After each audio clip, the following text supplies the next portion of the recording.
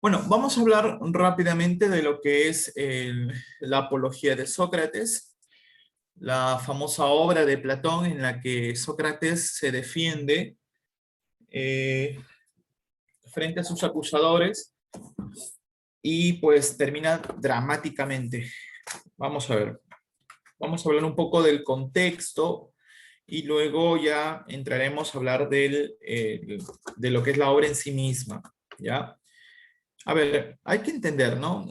Platón escribe esta obra, es una obra de los diálogos de la juventud. Muchos refieren que es la primera de las obras de Platón y lo hace como en un sentido de apología significa defensa, ¿no? De presentar la defensa de su maestro y reivindicar su figura. Entonces, muchos consideran que esta obra es 100% biográfica, o más que biográfica, 100% real, porque la fecha de la creación está muy cerca del evento y hay mucha gente que presenció el juicio de Sócrates. Aparte que le haría mal, mal ejemplo o mala fama al maestro si es que tuviera que decir algo que él no hubiera usado en su defensa original, en su juicio.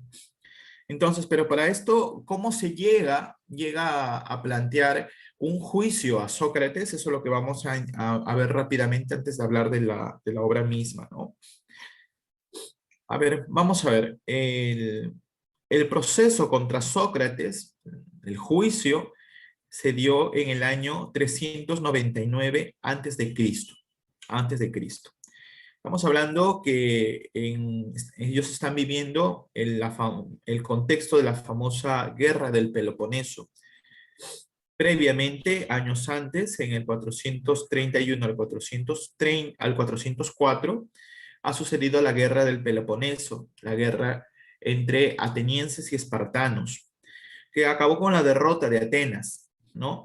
El- y eso pues trajo como colapso muchas cosas, entre ellos pues los griegos tomaron malas decisiones, entre ellas en la democracia, estamos hablando de la democracia. Cuando has explicado el sistema político, cómo funcionaba la democracia directa de los griegos, las decisiones se tomaba en la asamblea, había siempre las personas que eran los que ejercían el poder ejecutivo, y esas personas son las que normalmente cuando algo no funciona bien, terminan pagando la culpa de las malas acciones. Entonces, el, hay una, hay una guerra que es la guerra, o una expedición que es la expedición siciliana en el 413, dentro del contexto de la guerra del Peloponeso, que los griegos pues, se empecinaron que tenían que ampliar sus fronteras y querían conquistar una nueva colonia, y esa colonia era Sicilia, y les fue recontra mal, ¿no? Eso cayó todavía en detrimento de la clase política, ¿no? Luego viene la batalla de las Arginusas, que es una batalla en la que se enfrentaron espartanos contra atenienses, pero en el mar. Y esa la vencieron los atenienses, pero hubieron tantos muertos que terminaron flotando en el agua, que al cambio de marea los atenienses no pudieron recoger los cuerpos para darles el debido entierro, ¿no? Y cuenta la historia que, que los cadáveres terminaron flotando y después terminaron en la orilla de la playa, ¿no? De la playa. Esto produjo de que se les condenara a los militares, se les condenó a muerte porque habían hecho un sacrilegio, ¿no? O sea, el cuerpo para los griegos es sagradísimo, ¿no? El cuerpo en el sentido de el cuerpo de un muerto, ¿no? Entonces, pierden la última batalla en el 405 los atenienses cambian de forma de gobierno porque los espartanos los dominan, se rompe esta tradición de la democracia que recién se había instaurado con Pericles unos años antes. Y de eso, pues, se transfiere el poder a los famosos 30 tiranos. Los 30 tiranos eran 30 personas escogidos a dedo por los espartanos, que eran los que ejercían como los gobernantes. Estos también en un momento exacto son repudiados por la misma clase social y se vuelve a instaurar una nueva democracia, pero ya un poco más deficiente que la anterior. Todos estos cambios convulsionados son los que vive Sócrates en su época, ¿no? Entonces nos encontramos ahí con este señor que si tú examinas, y claro, si tú lo miras desde la actualidad, tú dices, eh, ¿qué de malo hizo, no? ¿Qué de malo? Las acusaciones son muy claras, ¿no? Se le acusa de dos cosas, uno de corromper a la juventud y el otro del delito de asebía o de impiedad o de sacrilegio religioso.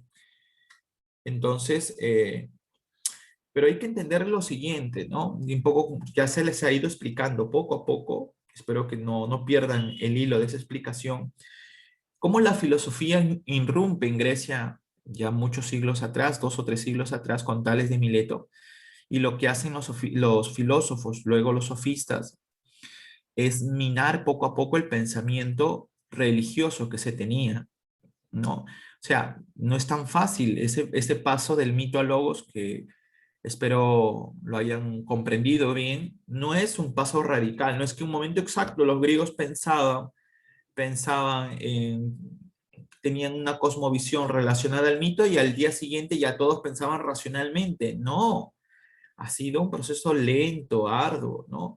Con consecuencias funestas, ¿no? Muchos filósofos fueron perseguidos, ¿no? Si tú pensabas distinto y rompías sobre todo con el tema de la religión, te podía, te podía caer delitos, se te podía enjuiciar, ¿no? Como lo que le pasó a Protágoras, recuerde, ¿no? Entonces, estamos viviendo una época justamente convulsa en los que los valores democráticos se han vuelto a instaurar, pero la gente ya no se lleva por ese espíritu del diálogo, sino más bien por la demagogia. Es más, o sea, más que una democracia en la época de Sócrates es una demagogia, ¿no? O sea, personas que son asusadas por los interesados en hacer algún proyecto político y terminan siendo convencidas con ideas que son erradas. Es muy similar a lo que nos sucede a nosotros, ¿no?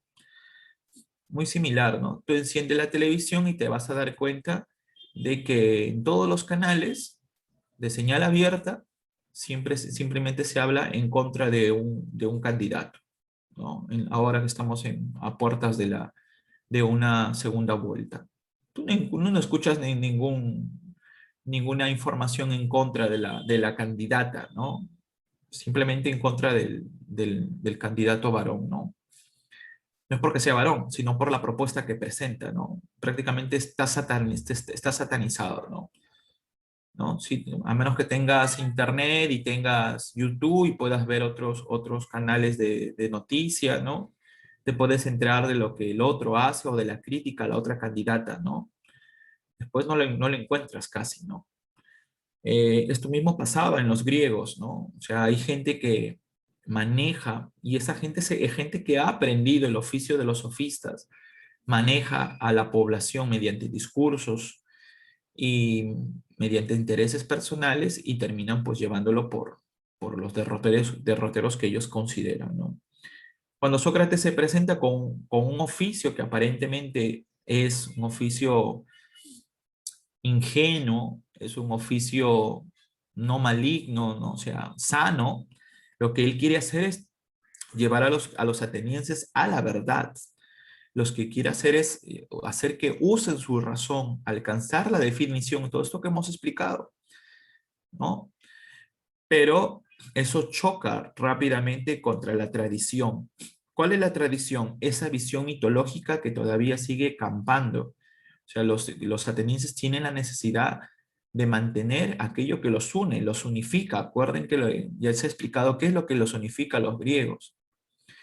Entonces, se encuentran con que Sócrates es muy moderno para ellos, ¿no? Esa crítica racional a sus valores, a sus creencias, es una patada en el estómago.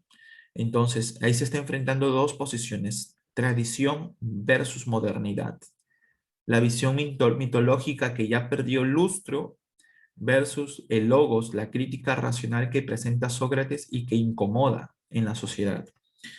Romano Guardini, en su obra que se titula La muerte de Sócrates, nos dice de que la fuerza que proviene del conocimiento de las esencias y el respeto a lo real que brota de la responsabilidad personal se enfrenta al instinto, a la autoridad de la antigua tradición. Y ahí está bien claro, ¿no? A la autoridad de la antigua tradición. ¿Quién era la autoridad de la antigua tradición? Lo que decían los dioses, lo que decía la religión, ¿no? Al poder de las experiencias religiosas irracionales y a la sabiduría de imágenes míticas que habían perdido ya o pierden entonces su poder protector y comprometedor. Ya no funciona, ya no cohesiona tanto la religión, ¿no? Y esto se ha sido producto, como lo vuelvo a repetir, de siglos de reflexión de la filosofía cosmológica, luego de los sofistas y ahora pues de la actividad socrática, ¿no? Se trata, por tanto, de una mentalidad que se funde en la conciencia de sí mismo y un espíritu que ha llegado a ser dueño de sí mismo. Eso es lo que presenta Sócrates, ¿no? Un nuevo etos, el nuevo etos, ¿no? Ese etos que se pregunta, dame razones, no me fundamentes en el mito, no me fundamentes en tus ideas religiosas, dame razones, o sea, usa tu razón, piénsalo, ¿no?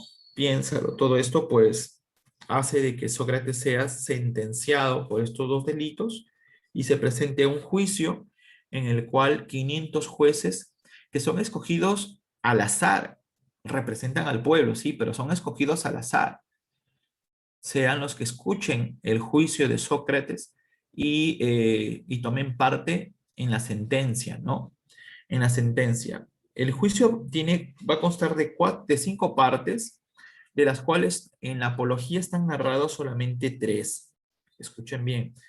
El juicio, como todo juicio, empieza con una acusación. La acusación no está en la apología, pero en base a lo que Sócrates se defiende y dice, ya se entiende sobre qué se le acusa, ¿no? Ya te he mencionado los dos delitos, ¿no?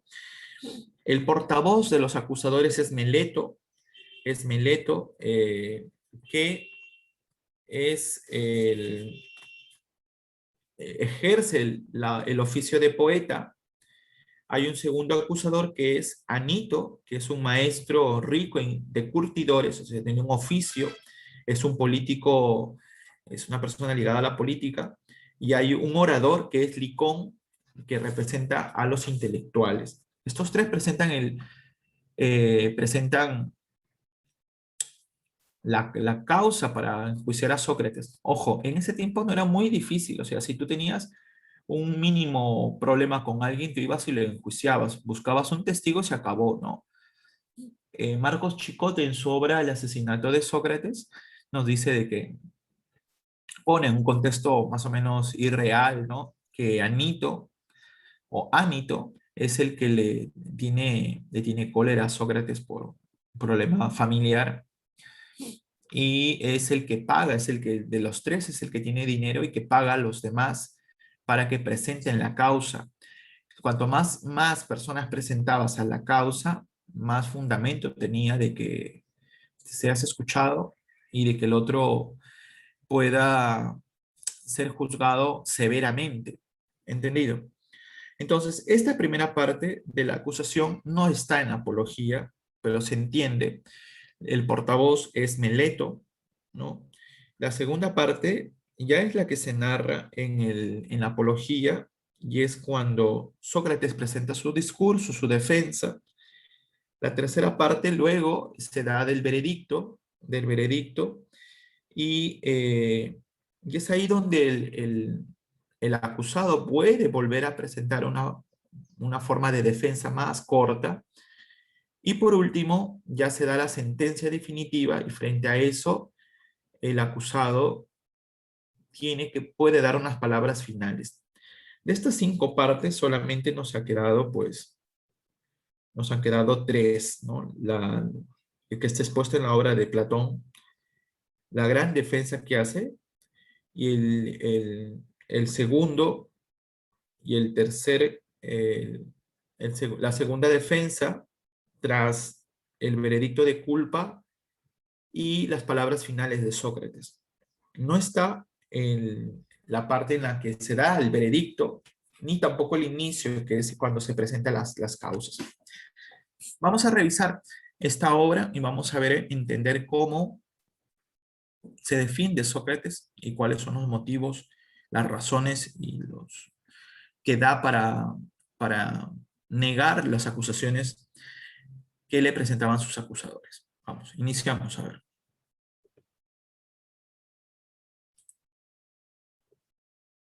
Entonces, el discurso principal empieza en el 17a al 35d. Estos numerales, si tú ves en la obra original que se presenta en editorial Gredos, ¿no? Editoriales de estudio, los encuentras como a los márgenes, en los márgenes de las hojas se encuentras ahí la numeración, ¿ya? Acá se da el alegato judicial o la defensa judicial. Se compone de las siguientes partes. Hay un exordio, o un proemio, como una especie de introducción del 17a al 19a, 7, donde Sócrates se presenta ante los oyentes, ¿no? Un poco que él dice quién es, ¿no? Se explica la historia de las acusaciones y Sócrates va a hablar del método de defensa que usará en el juicio, ¿no? Él dice de que los acusadores han dicho de que los jueces tener cuidado porque Sócrates es alguien que convence con la palabra, haciendo relación con el oficio de sofista, que él no lo era, a lo cual Sócrates dice que se defenderá simplemente usando sus palabras, como si dialogara con las personas con las que se encontraba pues, por las calles, etcétera, ¿no? Su palabra, que le permitan hacer eso, uso del diálogo, ¿no? Y un momento exacto de la acusación, pues pedirá a uno de sus acusadores que suba al estrado y dialogará con él, ¿no? Entonces, él dice que antes de tratar los motivos por los cuales se les ha llevado a juicio, es necesario mirar un poco el contexto histórico. El contexto histórico. ¿Cuál es ese contexto histórico? Que hay muchos prejuicios alrededor de su figura. Y esto él le llama la respuesta a los viejos acusadores, ¿no? Dice, es como Sócrates dice, a mí me traen a juicio por esto, ¿no? Meleto, Anito y Licón me traen a juicio por estas causas que se han mencionado, pero estas causas no se originan en este presente, sino que hay una historia frente a eso. Y la historia es que el origen de estas en el pasado son las siguientes. A mí me confunden con físicos y sofistas, ¿no? Y ahí va a hablar acerca de la famosa obra del comediógrafo Aristófanes, Las nubes. Las nubes. Sócrates refiere a Aristófanes, dice que él ha creado esta fama de él como si fuera un físico, ¿no?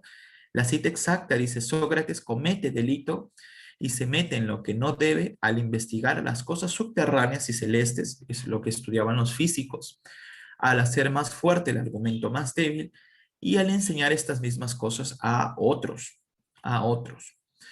Entonces, él va a deslindar y dice en primer lugar que no es ni físico, que en algún momento de su vida sí se interesó por estos temas, pero luego los abandonó, y que pone como testigo a las personas, escuchen bien, que alguna vez han asistido a sus diálogos, para que den razón de que él no trata estos temas. ¿Ya? Y cuando habla de los sofistas, que aquí no se ha puesto, es algo que también dice que en un momento exacto se le confunde. Él estaría agradecido, dice eh, que de ejercer este oficio de ser sofista, pero en realidad él nunca ha cobrado por sus lecciones, ¿no? Cita a un tal Ebeno en la obra, ¿no? Ebeno es un sofista que por una lección dice que cobró 5 minas. 5 minas para la época, 5 minas de plata, para la época es un dineral, ¿no? Más o menos es la correlación, ya la encontré. Una mina equivale a 100 dracmas. 100 dracmas. El dracma era lo que ganaba normalmente un jornalero por su trabajo del día. O sea, tú tenías que pasar 100 días para tener una mina, o sea, 100 dracmas, ¿no? Haber ahorrado 100 dracmas para tener el monto total de una mina, 100 dracmas. Entonces, este sofista hebeno dice que por una lección que se ha impartido, ha cobrado 5 minas. 5 minas, algo de 500 dracmas, el trabajo de 500 días, imagínate, más de un año. Entonces él dice, bueno, sería interesante, pero en realidad que me pagaran, pero él nunca ha cobrado por ejercer su labor filosófica, ¿no? No es en ese sentido sofista, ¿no?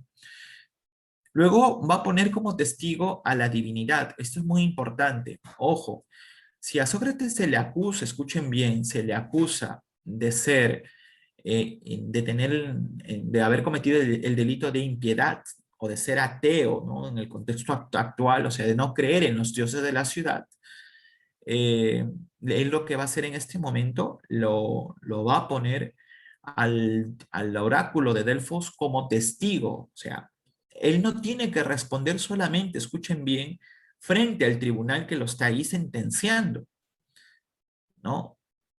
O a estos que lo han acusado, sino tiene que responder frente a lo que el oficio que Dios le ha dado, ¿no? Por eso va a citar el oráculo de Delfos, ¿no?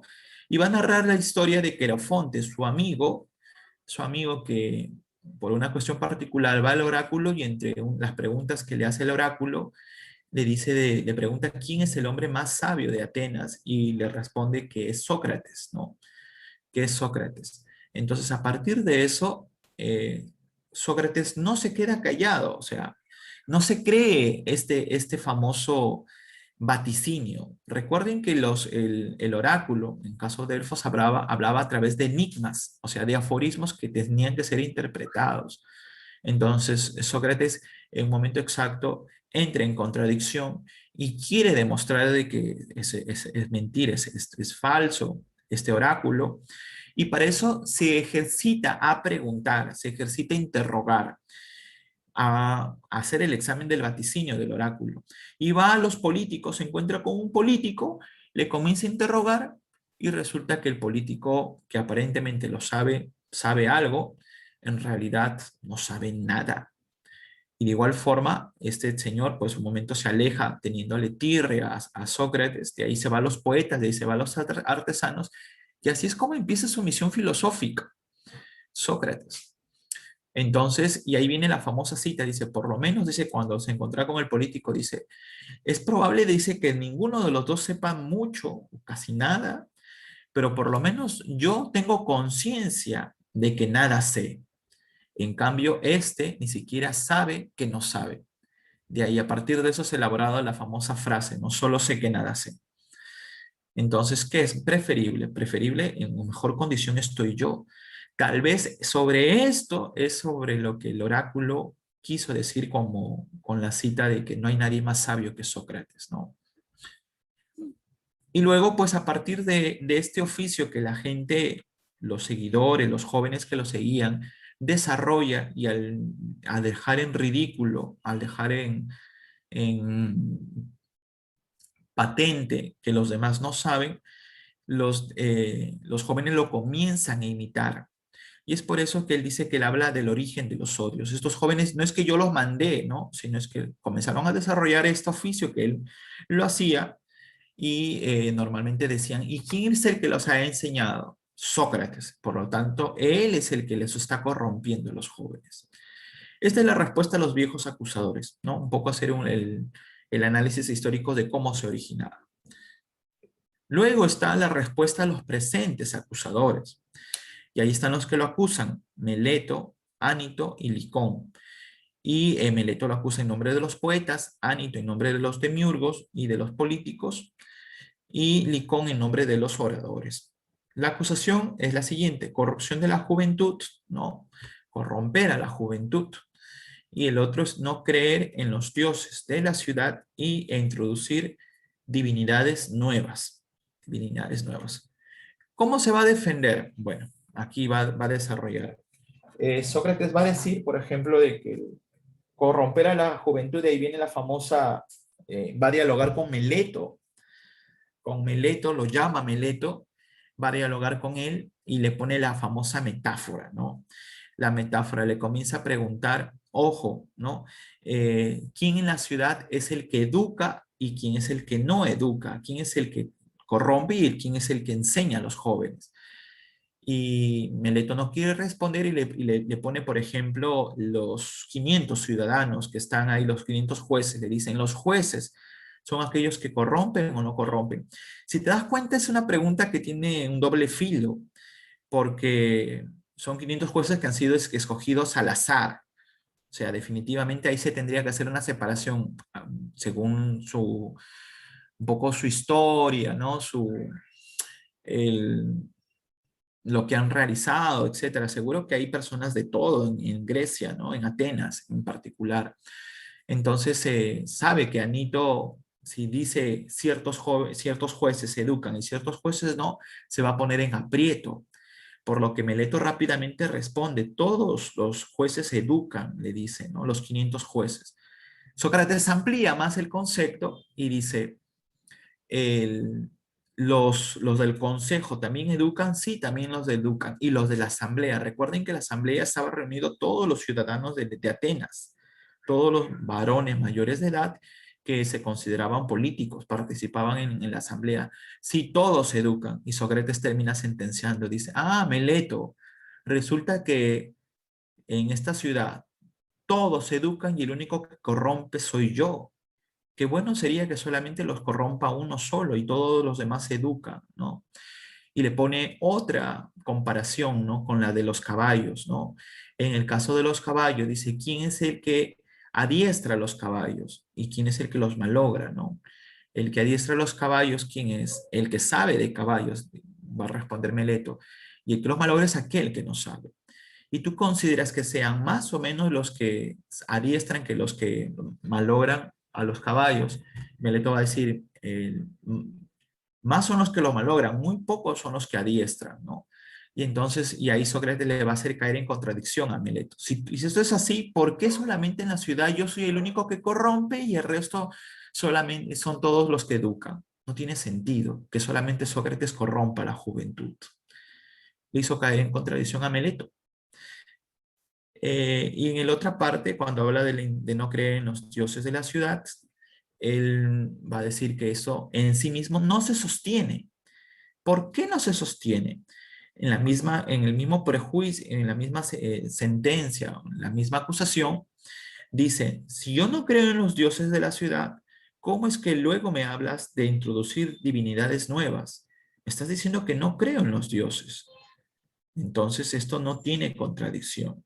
Luego pues va a afirmar que él sí cree en los dioses, ¿no? En los dioses de la ciudad, lo cual es falso la acusación que se ha presentado. Y ahí va a comenzar a hablar en el retorno, en esta cuarta parte del alegato judicial, el retorno al prejuicio general, va a hablar de su misión socrática y va a sostener de que él está haciendo filosofía no porque quiere, sino porque los dioses le han asignado a partir del oráculo de Delfos, ¿no? Dice la siguiente cita, pues la verdad es lo que voy a decir a atenienses. En el puesto en el que uno se coloca porque considera que es el mejor, o en el que es colocado por un superior. Entonces, ¿qué es mejor? Que alguien, que yo me designe, que me coloque aquí, o que alguien me haya designado. En este caso, sí es el que me han asignado, en el orden de, si hablamos de, por ejemplo, del ejército, ¿no? Entonces dice, al ordenarme el Dios, según he creído y aceptado que debo vivir filosofando y examinándome a mí mismo y a los demás, dice, abandonar a mi puesto por temor a la muerte o por cualquier otra cosa, yo atenienses os aprecio y os quiero, pero voy a obedecer a Dios más que a vosotros, y mientras aliente y sea capaz, es seguro que no dejaré de filosofar, dice, ¿no? Prácticamente está diciendo, la misión que el Dios me ha dado es la misión de un ente divino. O sea, yo no estoy haciendo filosofía porque a mí se me ocurre, sino porque los dioses me han asignado. Y ahí habla acerca de la metáfora de ser como el moscardón, ¿no? El tábano, esta especie de abeja o de mosca fea que comienza a fastidiar, ¿no? A Atenas. Él se considera así como un tábano que va fastidiando, que va movilizando a la gente para que las personas piensen, utilicen su razón y puedan orientar su vida, ¿no? Y esto lo hace porque se considera que tiene un oficio divino, ¿no? Un oficio asignado por los dioses, ¿no? Y que lo va a seguir haciendo. Luego comienza a hablar también del alejamiento de la política, porque él no ha participado en política. Estamos hablando de que Sócrates, en el sentido de que él, cuando les he explicado el contexto, se cambia la estructura, se pasa de la Atenas clásica, en la que hay una democracia, y luego tras perder en la guerra del Peloponeso con los espartanos, se instaura los famosos 30 tiranos que gobiernan. Estos tiranos tenían una estructura de gobierno muy similar, o sea, gobernaban sobre la ciudad, tenían todo el poder, pero para ejercer lo judicial, ¿qué sucedía? Asignaban a los ciudadanos para que buscaran y persiguieran a los enemigos políticos de Esparta, en Atenas, ¿no? Y en este sentido, a Sócrates, en un momento exacto, se le pide que con otros, que vaya y capturen a un ateniense que había obrado mal, ¿no? Y que estaba en contra del régimen de los 30 tiranos, al final en contra de los espartanos. Sócrates escucha lo que les pide, los 30 tiranos, y cuando sale, no se va, no lo hace, no lo hace. Y aquí es donde explica las razones, dice, y no me atreva en público a subir a la tribuna del pueblo a dar consejos a la ciudad. Dice, hay en mí algo divino y demoníaco. Aquí va a hablar un poco del daimon, ¿no? El daimon, que en la filosofía de Sócrates esto es tal vez lo más curioso. Ya se ha explicado cuando se ha hablado del mito del nacimiento de Eros, que Eros es considerado un demonio, un daimon, y no es una divinidad, no es un dios, pero tampoco es un humano, ¿no?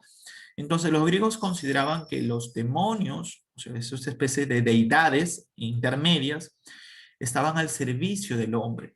En Sócrates este daimon es muy fuerte, o sea, era como una voz interior que según los historiadores dice que cuando atrapaba a Sócrates, a veces podía Sócrates caer como una especie de éxtasis y estar cuestionándose, ¿no? Como que le interrogaba y él se paraba donde se encontraba, en la calle, en el mercado, se paraba y comenzaba a reflexionar con este daimon y le hacía ver cosas que, no sé, en otras circunstancias no hubiera podido comprender. Dice, este daimon, este algo divino y demoníaco que él está, dice, está conmigo desde niño, toma la forma de voz y cuando se manifiesta siempre me disuade de lo que voy a hacer. Jamás me incita. Esto es muy raro porque solamente aparece en Sócrates, creo. Después no hay nada similar en la historia del pensamiento, o sea, como una especie de un ente que lo asusa, que lo orienta, ¿no? No sabemos qué es, no sabemos qué es, esto solamente aparece en Sócrates, lo vuelvo a repetir, ¿no? Dice, esto es lo que se pone a que se opone a que yo ejerza la política. Ojo, le disuade. Siempre le ha disuadido, ¿no? Y me parece que se opone muy acertadamente, que si yo hubiera intentado anteriormente realizar actos políticos, habría muerto hace mucho tiempo, hace tiempo, no les habría sido útil a vosotros ni a mí mismo. Está hablando justamente de ese cambio de política, ¿no? Que cuando los tiranos le pidieron que vaya a capturar a una persona X que estaba en contra del régimen, este daimon fue el que le advirtió que no lo hiciera. Y claro, cuando cae ese régimen político de los 30 tiranos, resulta que a todos los que habían ejercido de jueces, etcétera, y que habían seguido sus preceptos, los comenzaron a perseguir. Y Sócrates en ese caso se hubiera hecho caso, se hubiera obedecido, lo hubieran sentenciado por estar a favor de los 30 tiranos. Entonces es por eso de que se aleja de la política, ¿no? Luego están las lecciones de Sócrates, ¿no? Y ahí habla sobre cómo ha dado estas lecciones. Dice, yo no he sido jamás maestro de nadie. Si cuando yo estaba hablando y me ocupaba de mis cosas, a alguien joven o viejo deseaba escucharme, jamás se lo impedí. Tampoco dialogo cuando recibo dinero y dejo de dialogar si no lo recibo. Antes bien me ofrezco para que me pregunten, tanto al rico como al pobre, y lo mismo si alguien prefiere responder y escuchar mis preguntas, ¿no? Él dialoga con cualquier persona, no hace separación si es que tiene dinero o no, haciendo referencia a que no cobra por sus lecciones como lo hacen los sofistas. Es más, él no da lecciones, él dialoga, ¿ya? Y al final va a terminar en este punto con la digresión o el epílogo, también se le llama peroracio, en el cual él va a decir cómo va a ser su conducta frente al tribunal. Era muy propio, señores, en esta época, de que cuando tú ya veías la cosa, el tema, ¿no? Tu juicio lo veías que ibas a perder, muchos de los sentenciados que hacían comenzaban a pedir clemencia, a arrodillarse, a pedir perdón, a llorar, ¿no? Normalmente traían a sus familiares que estaban prohibidos entrar a la asamblea, pero se les hacía pasar con artimañas y decían, bueno, estos son mis hijos, usted es mi esposa, no me pueden sentenciar a mí al exilio o cualquier otro o a la cárcel, porque ¿quién va a cuidar a mis hijos? ¿Quién va a cuidar a mi esposa? Etcétera, ¿no? Y así se causaba pena en los jueces, y los jueces pues al final no sentenciaban correctamente. Sócrates dice que en el caso de él no habrá súplicas emocionales de clemencia. ¿Por qué? Porque al hacer eso pues estaría rebajando. No es que sea una actitud de orgullo. O sea, Sócrates se ha defendido bien, sabe de que no ha cometido un delito y no tiene, sabe exactamente de que no ha hecho mal, no ha obrado mal. Y por lo tanto, no va a hacer este tipo de conductas que les parece reprochables, ¿no? Entonces, él dice, ya se defendió, yo utilicé mi palabra, yo les he explicado, les he dado razones, ¿no? Ahora depende de ustedes sentenciar como mejor les corresponda, ¿no? ¿Qué sucede luego? Pues que pierde por un margen muy poco, ¿no? O sea, de los 500 jueces hay 220 que votan a favor y 280 que votan en contra. Entonces, lo que hacen es terminan encontrándole a Sócrates culpable, culpable. Entonces, frente a esto, se le daba la posibilidad, escuchen bien, la posibilidad de que el acusado ponga, una forma de cómo resarcir su delito, ¿no? Una pena, se ponga una pena. Normalmente esta pena era en dinero, en dinero. Entonces, Sócrates en esta parte, segunda parte del discurso, va a decir su posición frente al veredicto. O sea, ya le han dicho, tú eres culpable.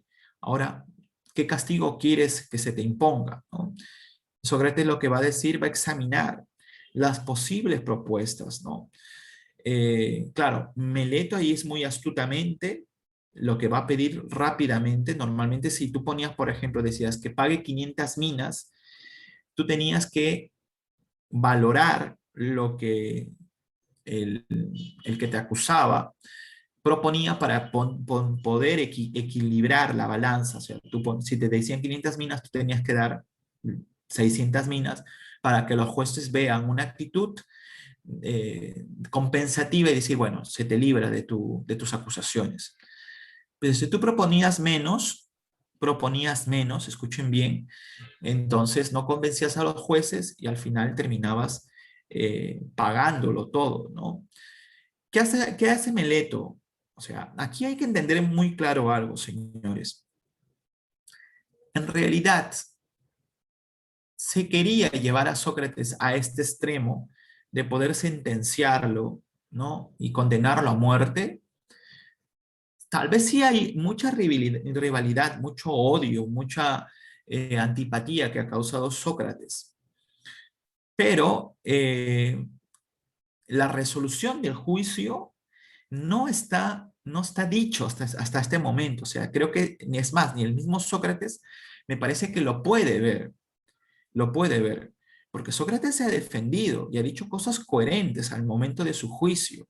Sabe que él no es culpable y ha puesto a los dioses como testigo, ¿no? Ha hecho caer en contradicción a sus acusadores. Entonces, lo que quieren para mí los acusadores es humillarlo. Y no hay forma más humillante que frente a una sentencia tú reconozcas tu delito, ¿no? Pero Sócrates no ha cometido ningún delito. Por eso es que se mantiene coherente con sus ideas. Y creo que ahí se le pasó la mano a Meleto. O sea, Meleto pone la pena más alta, le pone la pena de muerte. O sea, frente a esto, ¿qué me vas a proponer tú? ¿Qué me vas a proponer tú? O sea, cualquier otro, frente a la muerte, ¿qué hace? Suplica, que es su vida, es su vida. Entonces Sócrates, por eso que en este discurso va a examinar posibles penas, para ver si es que alguna debería convencer al jurado, ¿no? A los jueces. Entonces, él dice que en vez de dar dinero, que no lo tiene, dice, debería recibir la subvención por parte del Estado. Se llama la famosa manutención del pritaneo. El pritaneo era como las alcancías de la ciudad, ¿no? Es como el municipio, ¿no? El que se juntaba todos los tributos de la ciudad, ¿no? Los héroes y los que habían ganado en las Olimpiadas vivían de la manutención del pritaneo, o sea, la poli les pagaba, ¿no? Les daba una especie de dinero por sus servicios prestados a la ciudad. Él dice que al estar realizando un oficio dado por los dioses, la poli le debería pagar a él, darle la manutención del pritaneo. Y esto imagínate, ¿no? O sea, nosotros estamos sentenciando a muerte, ¿no? Y tú quieres que te paguemos. O sea, esto puede parecer una actitud de soberbia, pero en realidad Sócrates dice, estoy haciendo un oficio de los dioses, o sea, yo estoy haciendo un oficio que va en favor de la ciudad. O sea, hacerles ver que están muchos en su error, ¿no? Y el otro es la consideración del exilio. Entonces, hay que entender que para los griegos el exilio era el peor de los males. O sea, entender de que tú eres ciudadano en tu polis de nacimiento. Con relación a las demás, eres extranjero. Entonces, no tiene sentido irte exiliado a otro sitio porque uno, te persigue la fama de la polis de la cual has sido exiliado y lo otro es que nunca vas a ser considerado político, ¿no? Tener los derechos de un ciudadano. Entonces, frente a eso dice, sería en efecto una hermosa vida salir de mi ciudad y vivir yendo expulsado de una ciudad a otra, pero me es imposible llevar una vida tranquila, dice, tranquila, o sea, quedarme callado, quedarme sin hacer este oficio que los dioses me han asignado, ¿no? El mayor bien para un hombre es tener conversaciones cada día acerca de la virtud, porque una vida sin examen no tiene objeto vivirla para el hombre. Viene la famosa cita, ¿no? Y entonces, y él considera que no, que el exilio no es, porque a donde vaya, la gente va a saber de que él es el que corrompe a los jóvenes y los jóvenes lo van a seguir y se va a repetir otra vez el mismo proceso, ¿no? Por el cual se le está sentenciando en Atenas. La otra razón, la última de las penas posibles, es pagar una multa, a lo cual dice que él no tiene dinero. Sócrates es en ese sentido una persona pobre.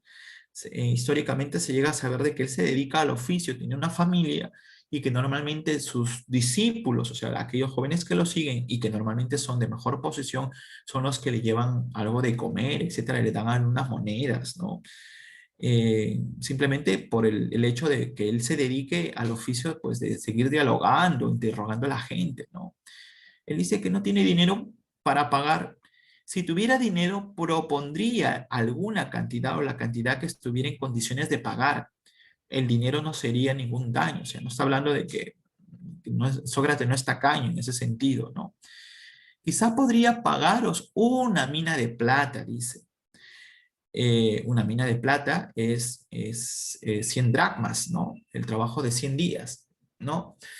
Dice, ahí es ahí cuando parece que cerca estaban los discípulos, y entre ellos está Platón, Critón, que son los que siguen a Sócrates a todas partes, y Platón es de gente adinerada, igual que Critón, y dice, Platón y otros me piden que proponga 30 minas, y ellos salen fiadores.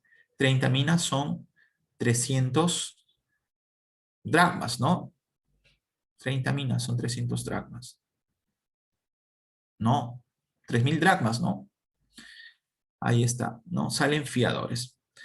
Entonces, frente a esto, lo que va a hacer el jurado, pues inevitablemente ya no, la balanza ya no se equilibró, más bien se movió más en contra de Sócrates, votan otra vez y lo terminan sentenciando a morir bebiendo cicuta, ¿no?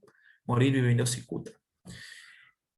Y ahí aparece la tercera parte de la apología, el tercer discurso, que es después de la sentencia, en la que él va a dar sus palabras finales y lo va a separar en dos partes. Va a ser una locución, una especie de homilía, una breve reflexión a los que votaron por la pena de muerte, o sea, por sentenciarlo a beber cicuta, y los que votaron por su absolución. A los que votaron por la pena de muerte, dice, van a recibir un castigo más duro, no se van a librar de dar cuenta de vuestro modo de vida, es textual de la apología, dice, tener una vida con cargo de conciencia de haber matado a un hombre que es justo, que es justo. En cambio, los que votaron por su absolución, dice, la muerte como un bien, va a hablar de la muerte como un bien, y ahí viene la famosa teoría acerca de qué es lo que creía, si Sócrates creía en la inmortalidad del alma o no, y habla de dos cosas, que la muerte podría ser, o bien, el estar muerto no es nada, es decir, no se tiene sensación de nada, y en este caso sería como un largo sueño, de lo cual, dice Sócrates, estaría muy bien descansar, ¿no? Para siempre, ¿no? Y la otra idea es que la muerte sea un cambio, una transformación, un cambio de morada para el alma de este lugar a otro lugar. Y en ese caso habla de la famosa teoría del ir al Hades, ¿no? Y encontrarse con todos los fallecidos, los héroes, ¿no? De la antigüedad griega, y él estaría contento de dialogar en ese sentido con ellos, seguir interrogando y seguir haciendo su oficio encargado por los dioses en ese sitio. Es así como termina la famosa apología de Sócrates.